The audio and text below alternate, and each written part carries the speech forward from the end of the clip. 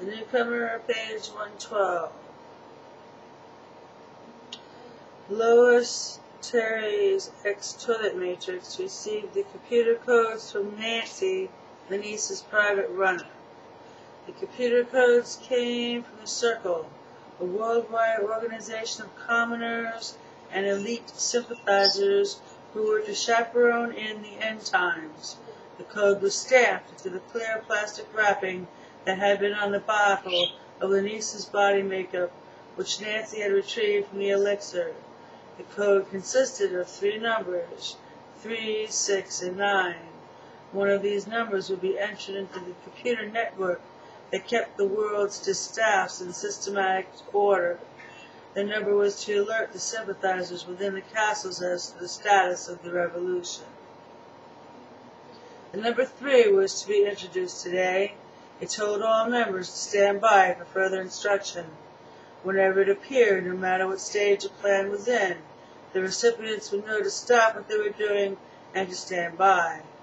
The number 6 would be entered when negotiations were taking place.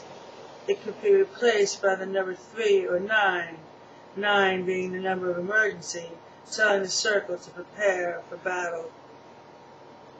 By nightfall, the 3 digits had been sent from Nicion to New Rouge, from New Rouge to New Brunswick, from New Brunswick to the Gleillard, from Gleillard to Trenton, from Trenton to Ledroit, from Ledroit to throughout the country. Wherever there were charges, technicians had reported that they had received and understood their orders. The Circle prayed that order and seizure of the mails would be brought about through negotiation, but all knew the book and its prophecies. Battle was imminent. It was time for Lois to bring her charged Ricky to his hourly toilet. She opened his door wall and was met by the face of a frightened 3-year-old. He recognized her as toilet matrix and left the safe room with her. In the past, these first meetings in safe room brought stabbing pains of sympathy to Lois, for the babies were so frightened, so sad, so alone. Today the meeting brought hope to Lois, for she was to break the way and give the child a reason for being taken away from the nursery. When the child had finished, she handed him a toilet. "Don't be afraid," she said while he wiped his hands. "You are not bad. You are not being punished." He listened while she spoke, then handed her the used toilet. "You have your very own room now. You will be with your friends again." Ricky smiled. "Listen to other matrices. They will help you. Do not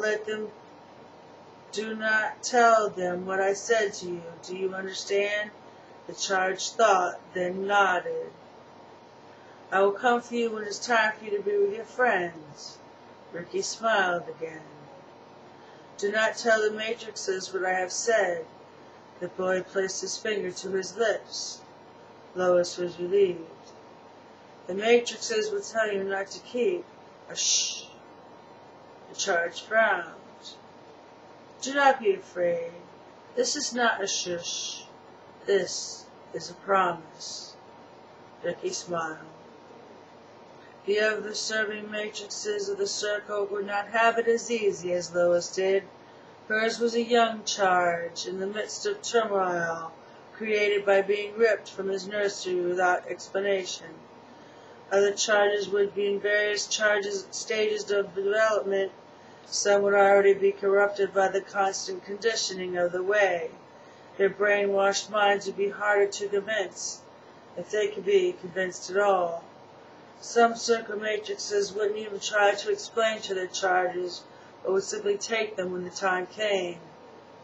Lois followed Ricky back to safe room and smiled at him as the door will close behind her. At the serving matrix's raging station, Lois blinked at Jennifer. Jennifer nodded, logged in her duty time, and then left for her monitoring station. As soon as Jennifer's jesting with Cheryl was over, and Cheryl had left for the day, she opened her hidden file and inserted Ricky's name to the list of charges ready for seizure. Then she erased her tracks before closing the file and its looping command of virus and erasure, if not properly opened, before going back to her official duty. Ricky's name concluded the list for Phoenician. November 29th, 1987. Sweet relief, this one was beautiful. No blindfold necessary. She was the real thing. I have succumbed to fucking the beastly ones, too. It turns my guts, but it's better than deception. I do get the Supreme Goddess as a pinch hitter first, though. She's always the same woman, too, so I know it's coming. Yeah, I've gotten more organized out there. It helps. Terry rose from his futon drenched in sweat. He called for the time and was informed that it was 10:30 a.m. He asked again. For the time of his appointment was told again that it was for 12. He went back to his futon and stared out of his window. He played back the conversation he had with my matrix on that first day. She filled in the voids to many of Old's teachings, but her clinical description of intercourse procedure had left him in a state of constant arousal, unlike the embarrassment he felt hearing it from Old. To Terry, my matrix defined beauty. Her eyes were like the goddess, her skin was like the clouds, and her voice engulfed him like the lightning.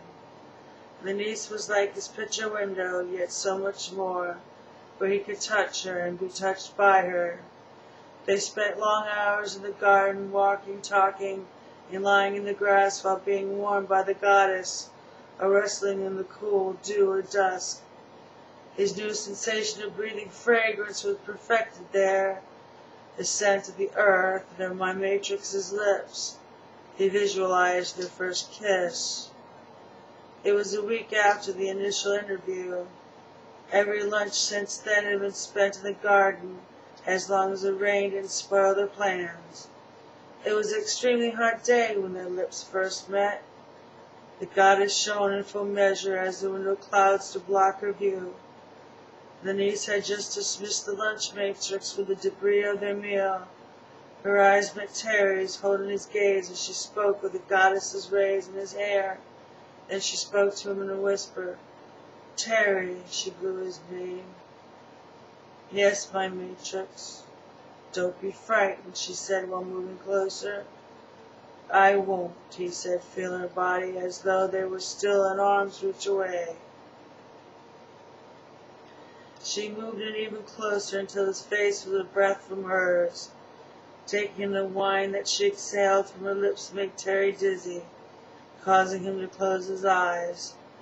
Upon doing this, he felt something wet and warm tickle his mouth.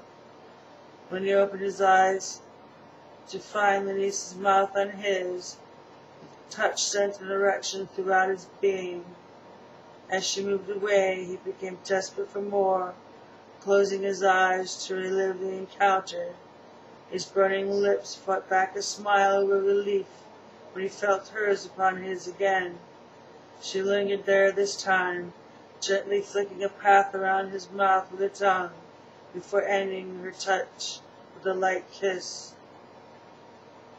Envisioning the memory brought Terry to an alarming state.